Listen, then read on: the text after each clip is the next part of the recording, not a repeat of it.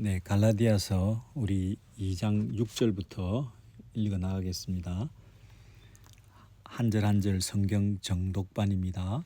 갈라디아서 2장 6절 말씀. 유력하다는 이들 중에, 유명하다는 사람들 중에, 그 유명하다는 사람들이 있는데 그 괄호가 그 뒤에 나와 있습니다.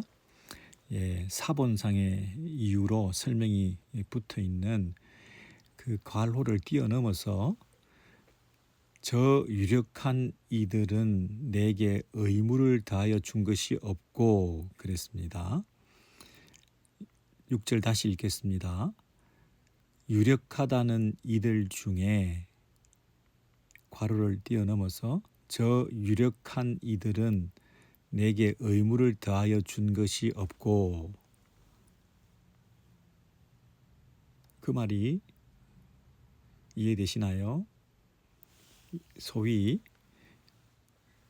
예루살렘에 있는 사도들, 유명한 저명한 이름이 알려져 있는 네노라 하는 그런 사도들을 만나러 갔는데, 그들이 나에게 의무를 더하여 준 것이 없고, 그 말은 뭐냐면 나는 이방인의 사도로서 할례를 행하지 않고 오직 믿음으로 의롭다고 하는 그 복음을 이방에 전하고 있는 사도로서 사도 바울이 지금 예루살렘에서 그 유명하다고 하는 예루살렘의 사도들을 만났는데, 그들이 이방인의 사도인 사도 바울에게 그 무언가를 덧붙여야 된다고, 의무를 더하여 준 것이 없고 어떤 의무 조항을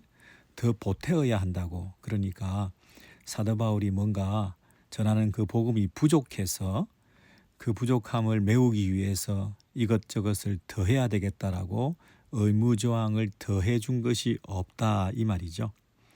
그 말은 결국 사도 바울이 전하는 이방인의 사도로서 복음을 전하는 그 복음에 전혀 하자가 없다, 그런 뜻입니다. 사도들의 그 유명세가 나의 사도직에 어떤 영향을 주지 못한다, 이 얘기죠. 예루살렘의 그 유명한 사도들이라고 해서 내가 전하는 복음에, 내가 사도로서 그 복음을 전하는 이 일에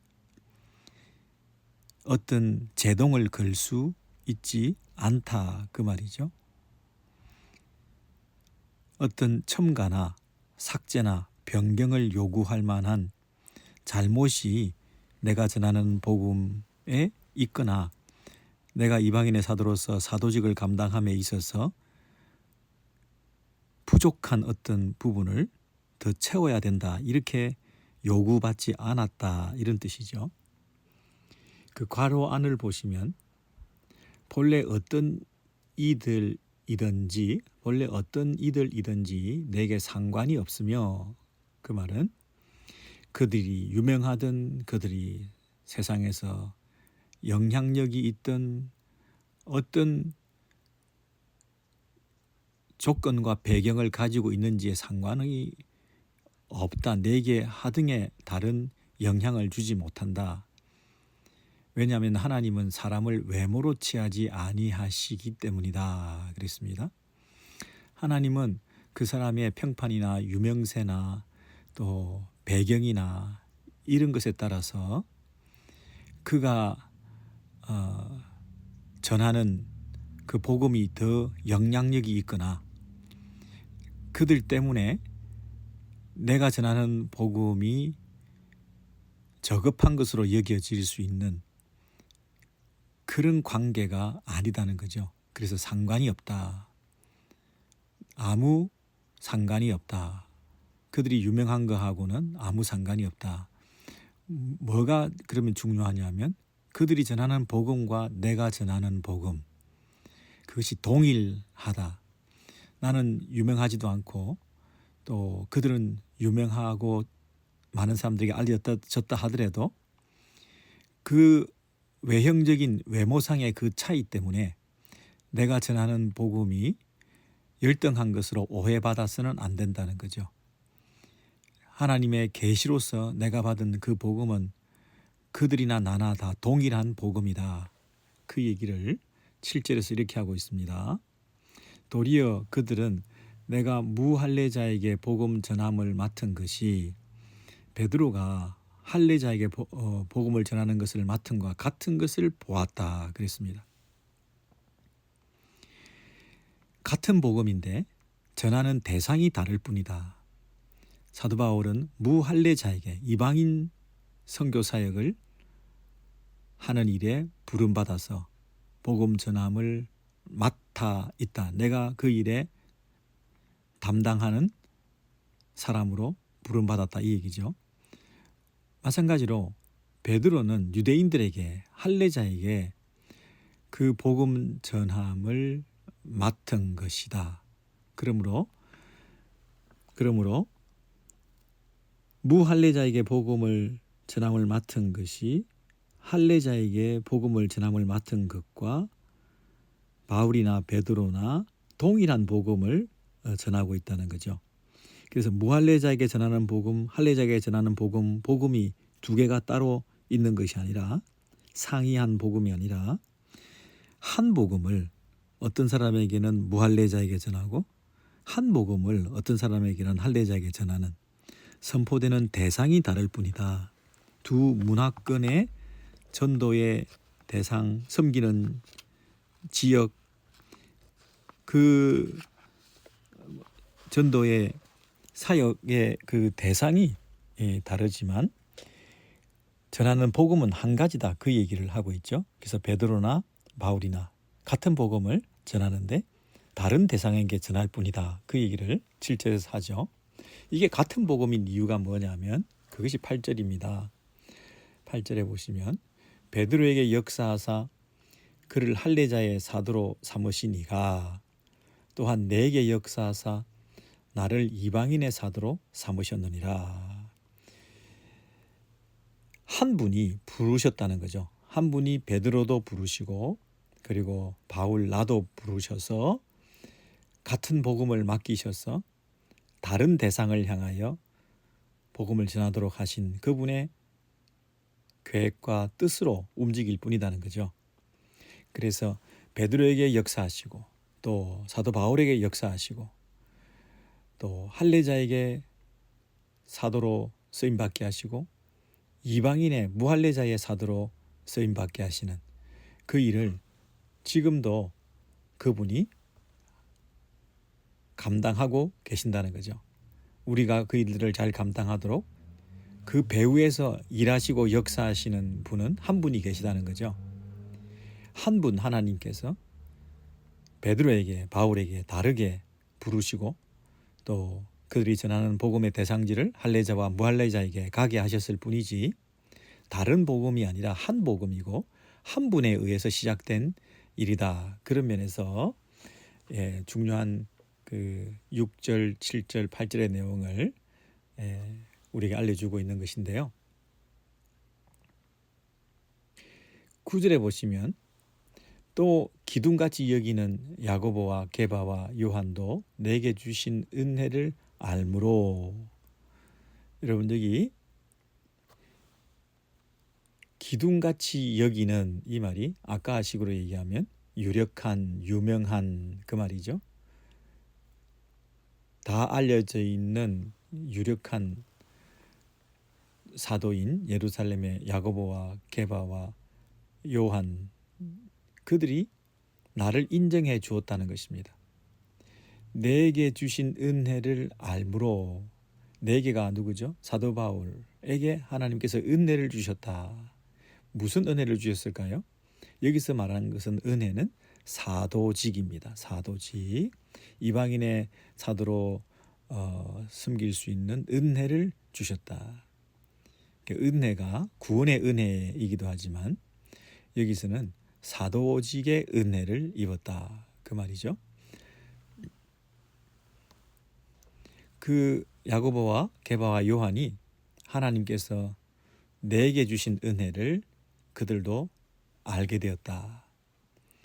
그래서 나와 바나바에게 친교의 악수를 하였으니, 이 사도 바울과 바나바는 이방인의 사도로 부름받은 자로서의 가진 직분자들인데, 우리가 그러한 직분을 가졌다는 것을 그들도 인정하고 알게 되었다는 거죠.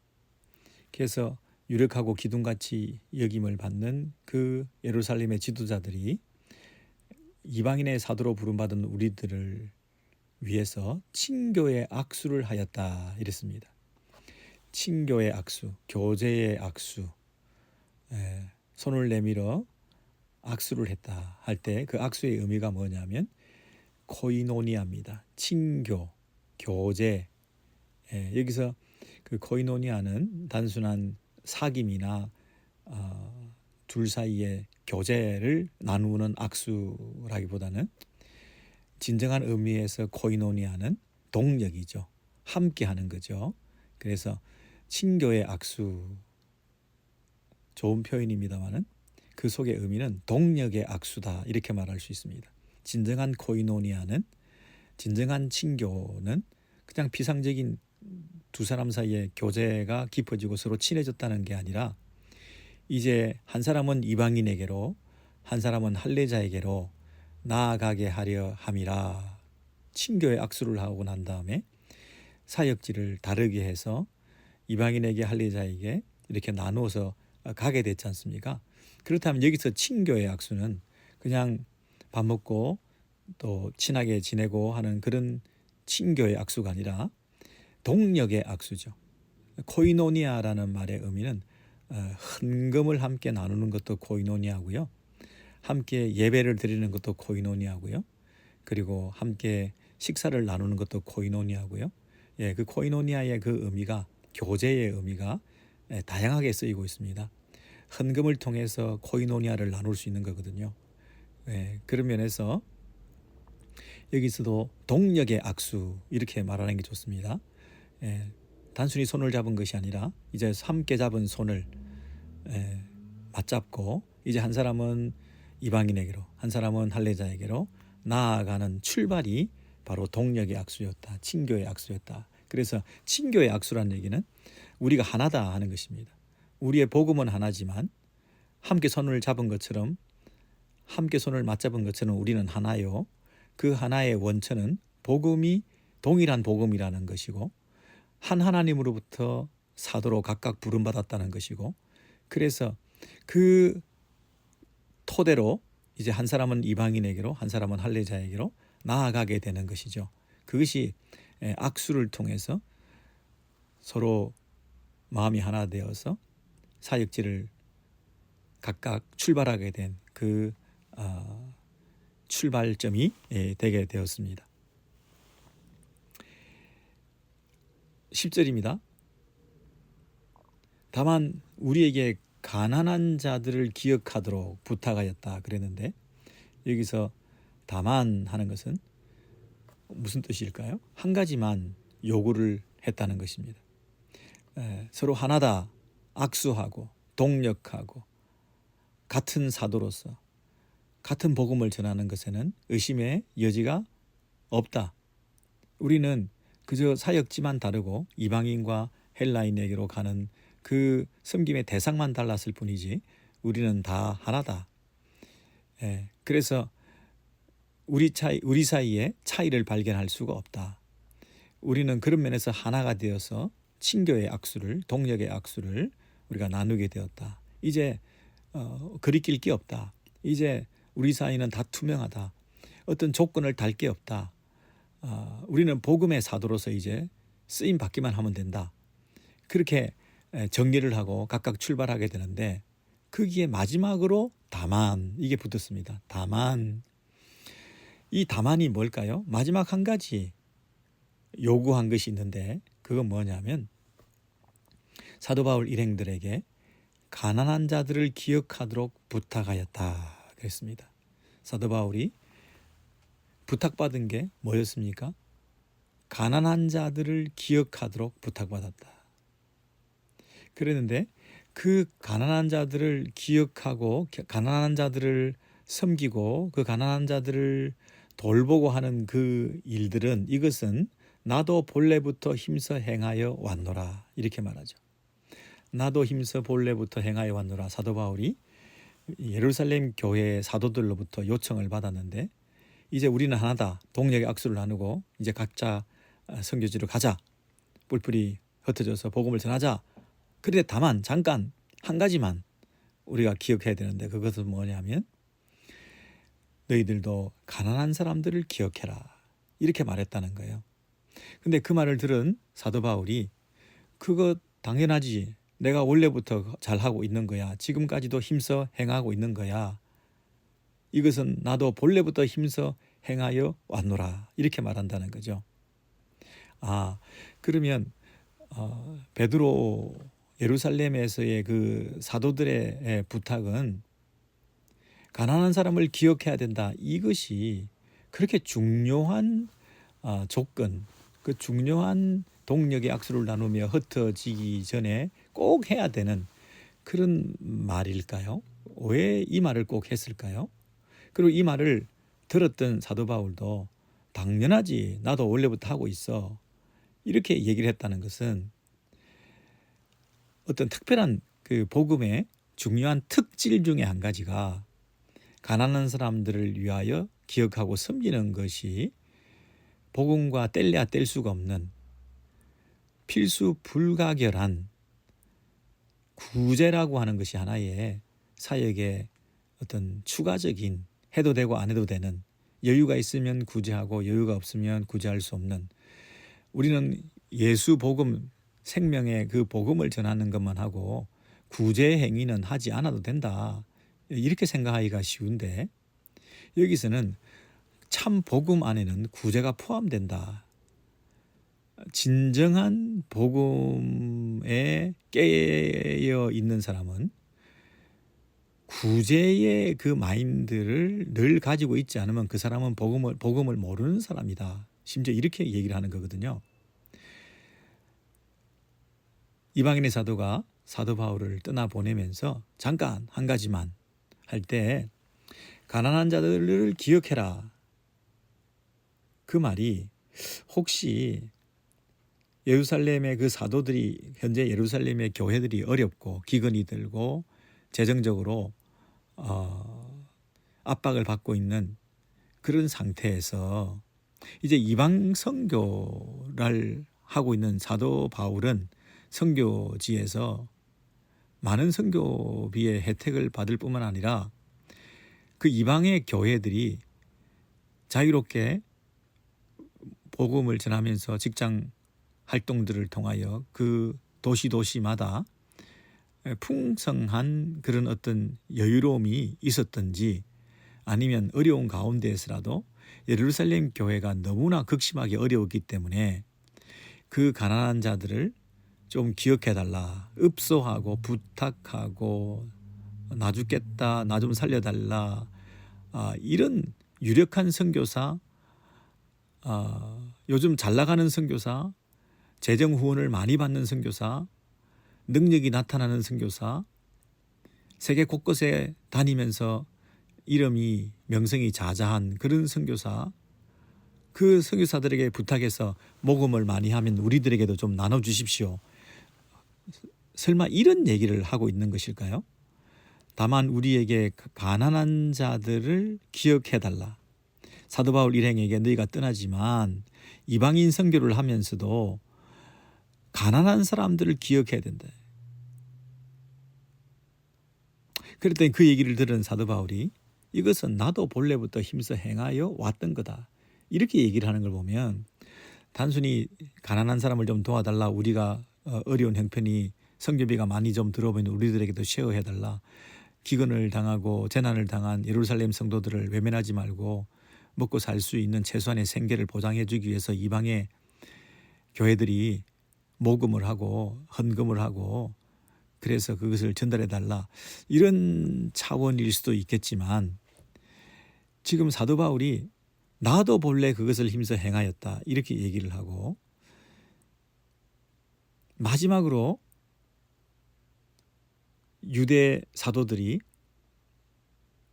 이방인의 사도로 부름받은 자들에게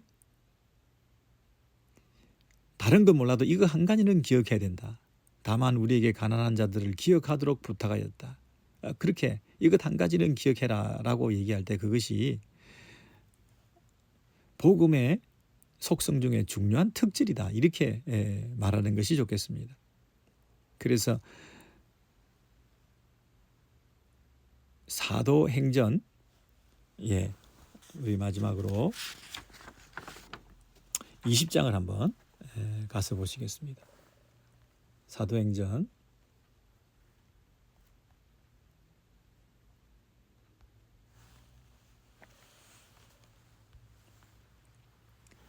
20장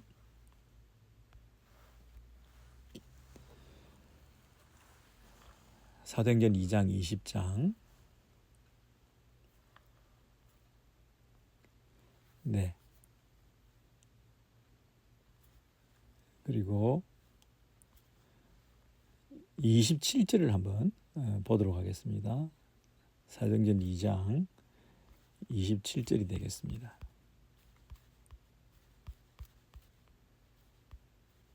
네. 사도행전 20장 20절입니다. 이는 내가 끓이지 않고 하나님의 뜻을 여러분에게 전하였습니다. 여러분은 자기를 위하여 또는 온 양떼를 위하여 삼가라. 성령이 그들 가운데 여러분을 감독자로 삼고 하나님이 자기 피로 사신 교회를 보살피게 하셨느니라. 이렇게 28절에 나와 있습니다. 자기를 위하여 온 양떼를 위하여 삼가라. 성령이 그들 가운데 여러분을 감독자로 삼고 하나님이 자기 피로 사신 교회를 보살피게 하셨느니라. 예.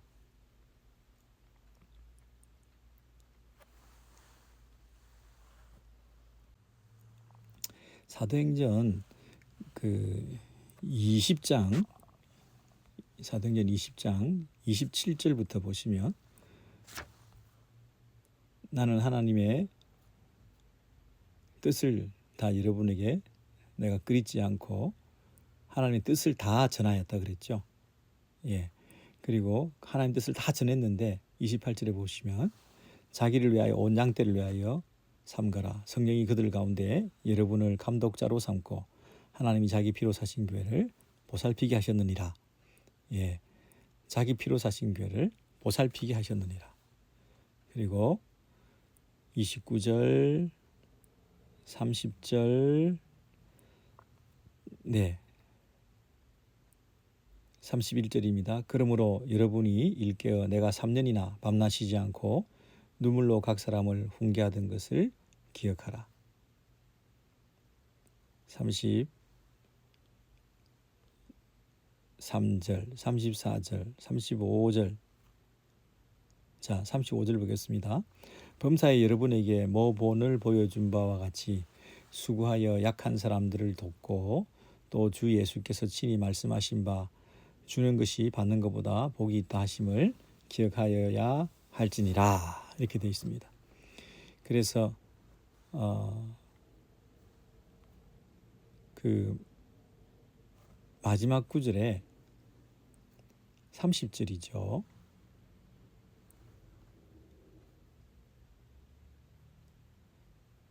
네. 그 약한 사람들, 아까 약한 사람들에 대한 얘기가 있었지 않았습니까? 예, 35절이네요. 35절에 보시면 이 사도 바울이 사도행전 20장에서 이제 에베소 교회 장로님들을 불러놓고 마지막 작별 인사를 하면서 마지막으로 한 가지 당부의 말을 내가 하고 싶다. 그러면서 35절에서 20장 35절을 이렇게 얘기합니다. 범사에 여러분에게 모본을 보여준 바와 같이 수고하여 약한 사람들을 돕고 또 주 예수께서 친히 말씀하신 바 주는 것이 받는 것보다 복이 있다 하심을 기억하여야 할지니라. 여러분, 마지막으로 에베소 교회 장로님들에게 그 주시는 말씀인데 그 마지막 중에 또 마지막이 뭐냐면 범사에 여러분에게 모본을 보여준 바와 같이 수고하여 약한 사람들을 돕고, 여기 보시면 약한 사람들을 돕고, 또 주 예수께서 친히 말씀하신 바 주는 것이 받는 것보다 복이 있다. 여기 보시면 친히 말씀하신 바 주는 것이 받는 것보다 복이 있다. 그러니까 뭘 준다는 겁니까? 뭘 받는다는 것입니까? 예, 그게 그 위에 있는 약한 사람들을 돕고, 약한 사람 어떻게 돕습니까? 주는 것이 받는 것보다 복이 있다. 그래서 많이 나누어주고 또 섬기고 하는 것을 통해서 뭘 해야 된다고요? 약한 사람들을 돕게 된다는 거죠. 여러분에게 모본을 보여준 바와 같이 약한 사람을 돕는 것, 이게 예수께서 친히 말씀하신 것이다. 이것이 받는 것보다 더 주는 것이 복이 있다. 그 말씀대로 살아왔다는 거죠. 그게 가난한 사람, 약한 사람, 부족한 사람, 도움이 필요한 사람들, 그 약한 사람들, 35절. 그러니까 이 약한 사람들을 도와야 된다는 얘기는 주 예수께서 친히 말씀하신 거라는 거죠. 그리고 받으려고 하지 말고 먼저 나누는 자가 되어야 된다는 것이 예수님의 말씀을 따라 살아간다는 것이죠. 그래서 35절에서 뭘 말하려고 하냐면, 복음을 가진다고 하는 것은 가난하고 약한 사람들을 자연히 돕게 된다는 것을 말합니다. 약한 사람을 돕고, 그죠? 그 어떤 경우에도 복음을 가졌다면 복음의 그 낮은 곳으로 임하고, 그 복음이라고 하는 것이 미치지 못하는 그 땅까지 생명의 복음, 십자가의 복음이 전해지게 되는 그 일에 부름받은 우리는 가장 먼저 누구를 돕고 섬겨야 되느냐 하면 약한 사람들이라는 거예요. 가난한 사람들이라는 거예요. 복음의 특징이 그렇다는 거예요. 진짜 복음을 이해한 사람들은 나눔의 삶을, 먼저 주는 것의 삶을 살 수밖에 없다는 것입니다. 가진 것이 없는 사람이 더 가진 것이 없는 사람들을 더 잘 섬기기 위해서 자기의 목숨까지도, 생명까지도 경제적으로뿐 아니라 모든 면에서 돕고 섬기는 그 태도와 자세가 복음을 가진 사람의 마땅한 자세라는 것입니다. 그 사도 바울과 베드로가 서로 타협해서 우리 좀 도와줘, 헌금 좀 보내줘, 오케이 그렇게 할게, 어쩌고 저쩌고 하는 그런 관계가 아니라, 사도 바울 일행과 그리고 이 사도 바울의 일행과 베드로의 일행이 같은 복음권 안에서 서로 영향력을 드러내고 서로에게 서로를 귀하게 생각하는 이런 관계로 안정되고 바뀌게 되었다는 것이 사도 바울이 그 예루살렘 교회에 방문한 목적이 달성되었다는 거죠. 그 마지막까지 가난한 사람에 대한 관심을 가지는 것, 그게 복음의 당연한 것이다. 그게 복음을 가진 사람이면 그 누구도 할 것 없이 남을 돕고 구제하고 먼저 주는 자가 받는 자보다 더 복이 있다는 그 계명대로 사는 자들이라는 것이죠. 자, 다시 말씀드립니다. 지금 갈라디아서에서 제일 마지막으로 가난한 자, 약한 사람들에 대해서 관심을 가져라.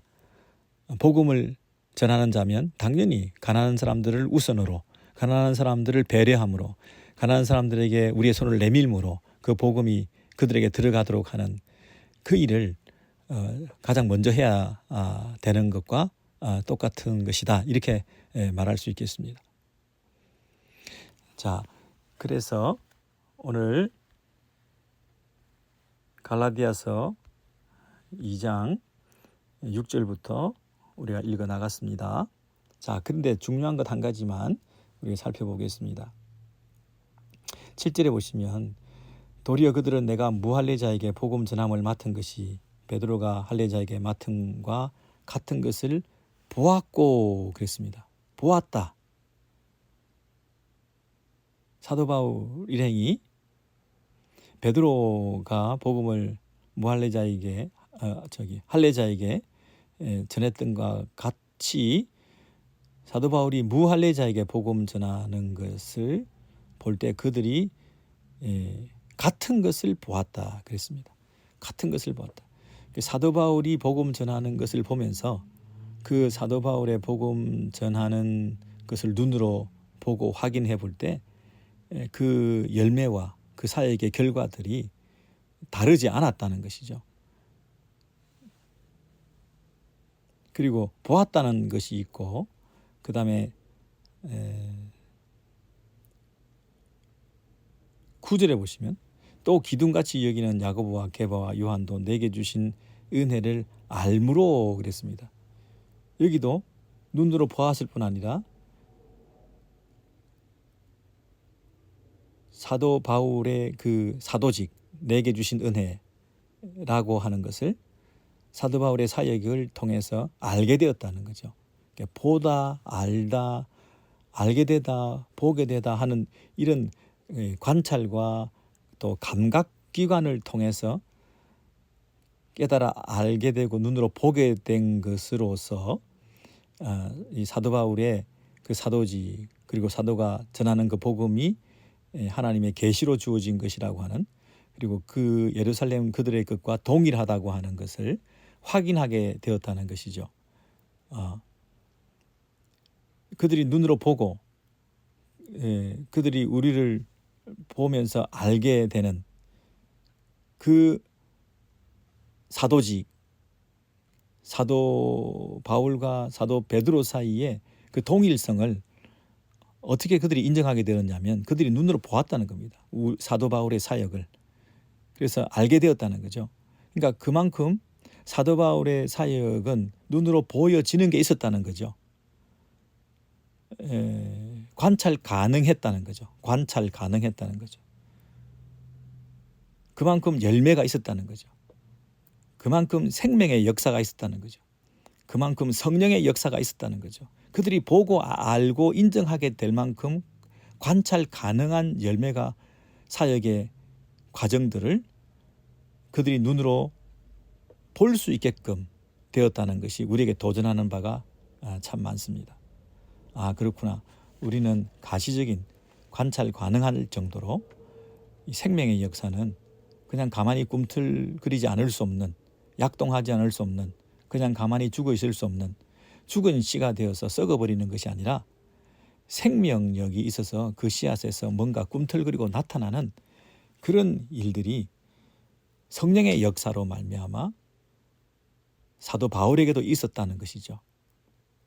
그냥 외형적인 율법 순종이나 할례를 행함으로 하는 그런 죽은 정통과 그리고 그런 고루한 교리에 얽매여 있는 그런 식의 전도 방법이 아니라 성령의 역사로 말미암아 살아있는 역동적인 관찰 가능한 그래서 사람들이 볼 때 생명의 역사가 나타나고 있다는 것을 그들이 알므로 그들이 보았다 보았으므로 거기에다가 밑줄을 쳐보세요.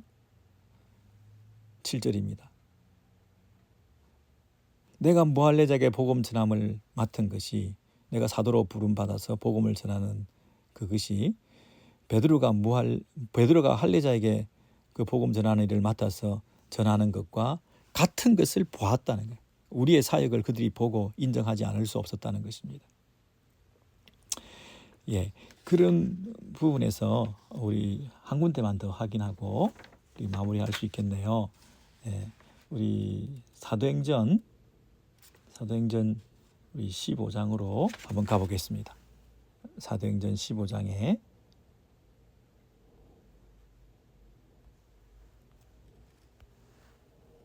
우리 1절부터 읽어나가겠는데요. 사도행전 15장 1절입니다. 어떤 사람들이 유대로부터 내려와서 형제들을 가르치되 너희가 모세의 법대로 할례를 받지 아니하면 능히 구원을 받지 못하리라. 이 이슈가 있었죠. 할례 받지 않으면 구원받지 못한다. 이렇게 말하는 사람들이 가르침들이 있었기 때문에 2절입니다. 바울 및 바나바와 그들 사이에 적지 아니하는 다툼과 변론이 일어난지라. 이 바울과 바나바는 이방인 선교사로서 복음의 현장에서 이런 반대에 직면하게 되니까 그들과 사도 바울 일행이 서로 다툼과 변론이 일어난 거죠. 형제들이 이 문제에 대해서 바울과 바나바와 및 그 중에 몇 사람을 예루살렘에 있는 사도와 장로들에게 보내기로 작정했다. 그래서 그들이 교회로 가게 되었습니다. 예루살렘으로 갔는데 4절입니다. 예루살렘에 이르러 교회와 사도와 장로들에게 영접을 받고 하나님이 자기들과 함께 계셔 행하신 모든 일을 말하매. 바리새파 중에 어떤 믿는 사람들이 일어나 말하되 이방인에게 할례를 행하고, 이방인이라면 할례를 행하여 하나님 백성 되는 거지, 모세의 율법을 지키는 것이 당연하다, 이렇게 명령을 하라, 이런 식으로 바리새파에서 일어나서 얘기를 했다는 거죠.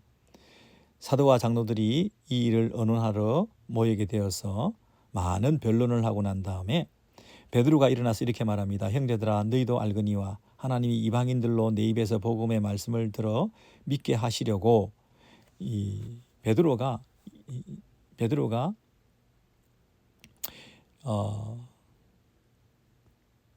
복음을 하나님께서 말씀을 증거하고 들음으로 말미암아 구원받는 일이 일어날 수 있도록 하나님께서 나를 택하시고, 또 8절에 마음을 아시는 하나님이 우리에게와 같이 그들에게도 성령을 주어, 여기 보세요, 성령을 주어 그랬잖아요. 우리에게와 같이 그들에게도 성령을 주어, 이방인들에게도 예수를 믿고 구원을 받고 성령을 받는 이런 일들에 대해서 이미 말씀하신 바 있다는 것이죠. 그래서 9절에 보시면 믿음으로 그들의 마음을 깨끗이 하사 그들이나 우리나 차별하지 아니하였다. 차별하지 않고 오직 믿음으로 그들이 정결케 되고 구원받는 일들이 일어난다는 것이죠. 행위로나 할례 행함으로가 아니라. 그죠? 10절에 보시면 그런데 지금 너희가 어찌하여 하나님을 시험하여 우리 조상도 우리도 능히 매지 못하던 멍에를 제자들의 목에 두려느냐. 11절 그러나 우리는 그들이 우리와 동일하게 주 예수의 은혜로 구원받는 줄을 믿노라 하니라. 이렇게 예루살렘에서 사도들 가운데 이렇게 확정해주고 변정해주고 확인시켜 줄 때 그 가장 중요한 게 뭐냐면 성령의 역사가 일어났다는 것입니다.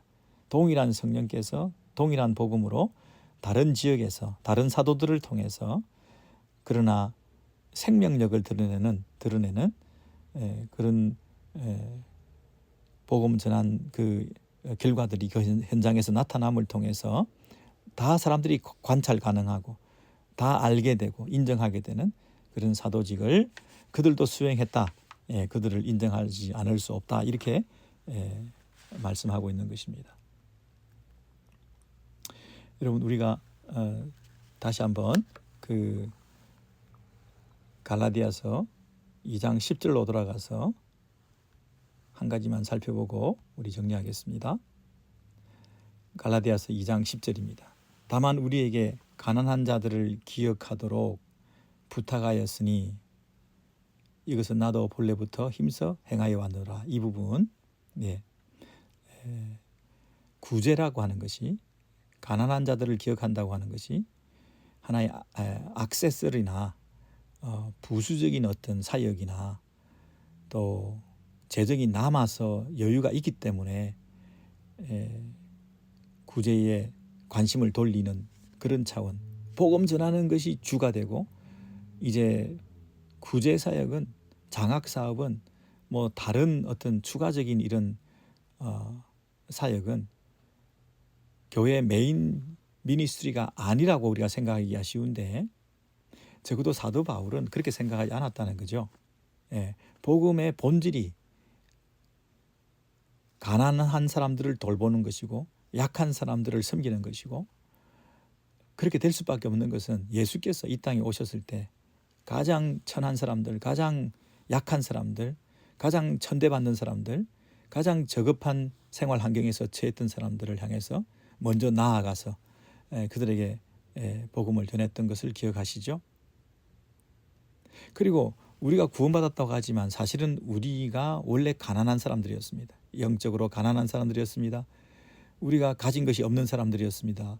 그러나 우리 같은 것들을 부욕해 하시고 생명을 주시고, 그러므로 우리가 그런 은혜를 입었다고 한다면 우리도 그들에게 은혜를 입혀야 되는 거죠.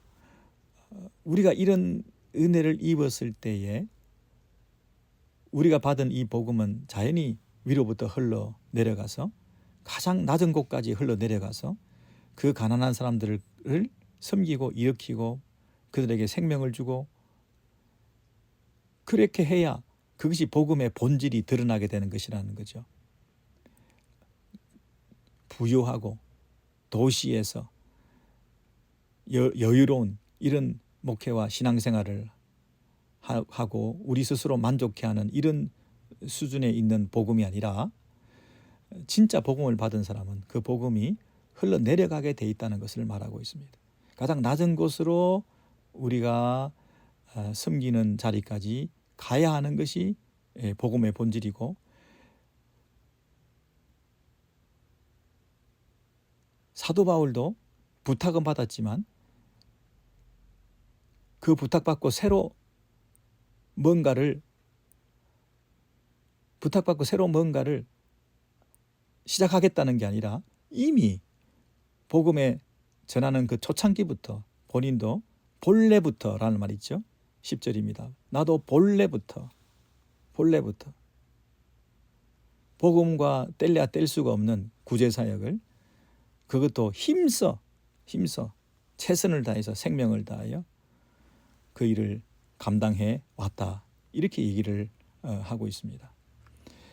교제의 악수, 친교의 악수를 우리가 나누지만 우리가 은사별로 부름받은 사명에 따라 우리 각자가 해야 될 일들이 있을 수 있습니다. 교회에서도 우리 같은 복음을 가졌지만, 한 교회를 다니지만, 그러나 우리의 은사와 우리의 사역의 대상은, 우리가 섬기는 영역은 다를 수가 있습니다. 그러나 그것을 다른 사역을 한다 하더라도 복음은 하나이고, 그 하나인 복음이 드러나는 특질은 뭐냐면, 가장 약한 사람, 가장 낮은 사람, 가장 연약한 사람, 가장 가난한 사람들을 향해서 우리의 시선과 우리의 손길을 먼저 뻗는 것, 그것이 참 복음을 가진 사람들의 증거다, 이렇게 말하는 것입니다. 여러분, 우리 12월을 맞이해서 우리가 너무